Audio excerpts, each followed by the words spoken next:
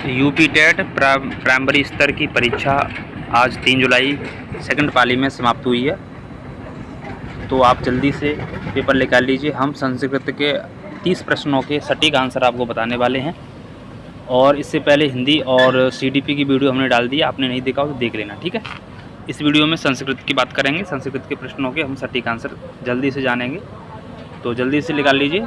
तो गद्यांश से ही हम स्टार्ट करते हैं। आपके पेपर में कहाँ से गद्यांश है देख लेना।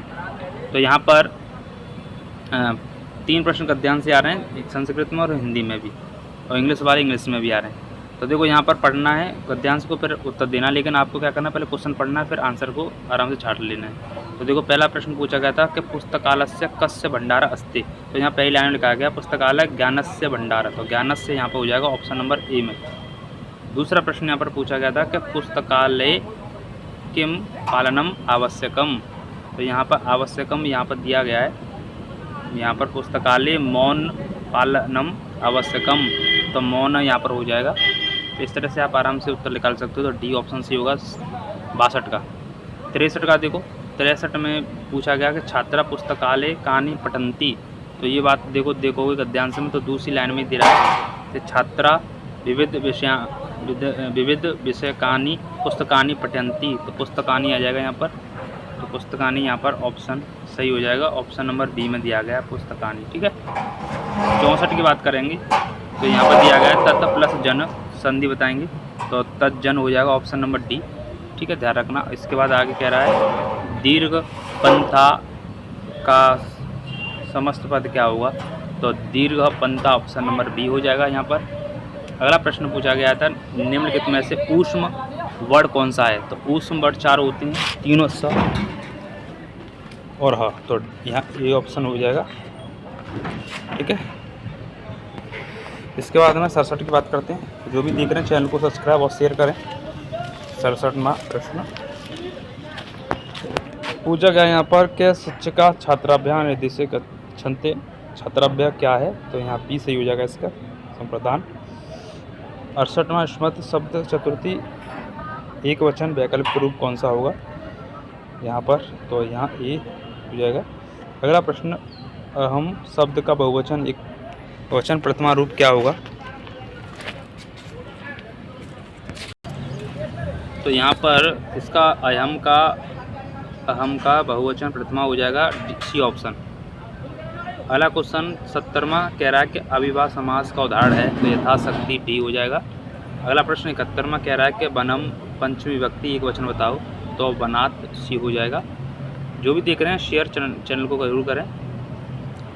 आगे 72वां प्रश्न कह रहा है गायक शब्द का प्रथम विभक्ति एक वचन रूप क्या होगा, तो यहाँ पर डी हो जाएगा गायक। इसके बाद 73 की बात करेंगे, कह रहा है कि सैनिक शब्द का बहुवचन रूप क्या होगा, तो यहाँ पर डी हो जाएगा। तो सैनिक शब्द का बहुवचन रूप जो होगा ऑप्शन नंबर यहाँ पर ए हो जाएगा सैनिका।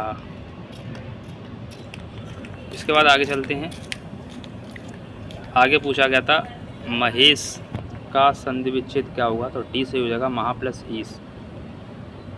इसके बाद आगे 75वां प्रश्न पूछा गया था कि दुग्धम पिबंती वाक्य में क्रियापद, तो पिबंती होगा बी ऑप्शन। 76वां कह रहा है कृ धातु का लिट लकार प्रथम पुरुष एक वचन कौन सा है, इसका कश्यंती होना चाहिए। 77वां प्रश्न है गुरु शिष्यम बोधयते वाक्य का उदाहरण है, डी ऑप्शन। अगला फलम शब्द का लिंग नपुंसकलिंग हो जाएगा ए। अगला प्रश्न है राजमार्ग शब्द का पंचमी एक वचन क्या होगा, तो ए ऑप्शन हो जाएगा। अगला कह रहा है कि अध्यापक कक्षात अगच्छते वाक्य में कक्षात विभक्ति बताओ, तो यहाँ पर पंचमी हो जाएगी। तो जो भी देख रहे हैं शेयर करें, चैनल को सब्सक्राइब करें। सीडीपी की वीडियो अभी तक आपने नहीं देखा हो तो देख लेना, इस वीडियो के बाद हिंदी की वीडियो भी देख लेना। और अब जो संस्कृत का एनालिसिस कर रहे हैं हम, इसके बाद हम गणित का डालेंगे, फिर विज्ञान का उसका ईवीएस का डालेंगे, ठीक है। सबका देखो आप लोग अपने आंसर मैच करें। तो यहाँ पर 80 का जो हो जाएगा वो बी। इसके बाद 81 की बात करें, प्रलिखित शब्द में कौन सा उपसर्ग है, तो प्र हो जाएगा। अगला प्रगच्छत में उपसर्ग कौन सा है, तो सी हो जाएगा यहाँ पर।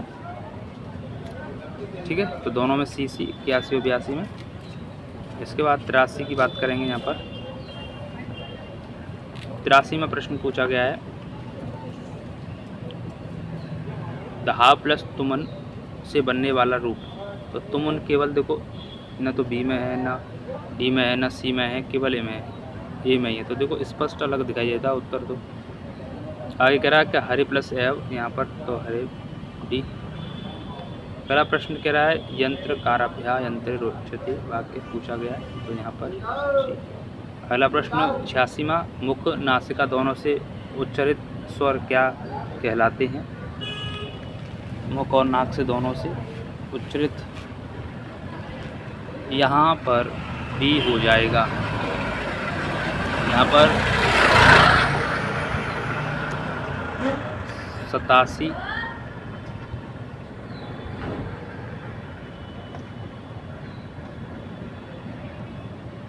में प्रश्न है, नगरम शब्द का पर्यायवाची शब्द, पुस्तकम, नीडम, पुरम या उद्यानम, बताइए।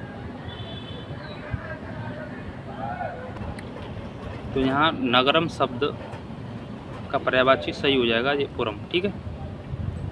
अगला 88वां कह रहा है कि कृषकः अन्नम खादते, अन्नम किस कारक का उदाहरण है, तो यहाँ सी सही हो जाएगा, कर्म कारकम। 89वां प्रश्न यहाँ पर पूछा गया है, देवी शब्द का लिंग, देवी शब्द, ये सेकंड लास्ट प्रश्न है। यहाँ देवी शब्द की बात कर रहा है, तो देवी, तो यहाँ स्त्रीलिंग हो जाएगा। और ये संस्कृत का लास्ट प्रश्न है। अब सभी लोग ध्यान से देखें, अभी तक चैनल को नहीं सब्सक्राइब किया है तो कर लीजिए। तो यहाँ पर 90वां प्रश्न पूछा गया है, कृ धातु से कित प्रत्ययान्त रूप कौन सा है, कृत्वा, कर्तुम, कृतः या करोत। यहाँ पर उत्तर हो जाएगा ऑप्शन नंबर सी। ठीक है, तो ये 30 प्रश्न थे संस्कृत के प्राइमरी लेवल के। आपके कितने आंसर बनने हैं कमेंट करें और शेयर करें इस वीडियो को सभी मित्रों के साथ। और हिंदी की वीडियो भी देख लेना, मैंने इसका जो है डाल दिया है सॉल्यूशन।